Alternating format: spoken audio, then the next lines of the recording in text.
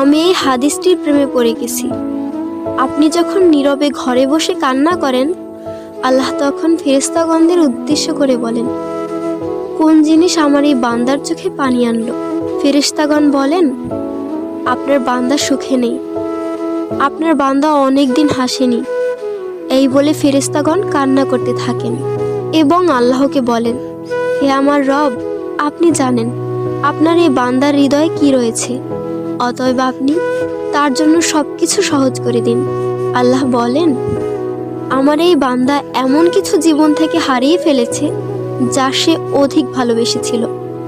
অতএব আল্লাহ বলেন, আমি শপথ করছি, আমার বান্দা তার জীবন থেকে যা হারিয়েছে এর চেয়ে উত্তম জিনিস তাকে এনে দেব, যা দেখে দুনিয়া ও আখিরাতের সবাই বিস্মিত হবে। আলহামদুলিল্লাহ।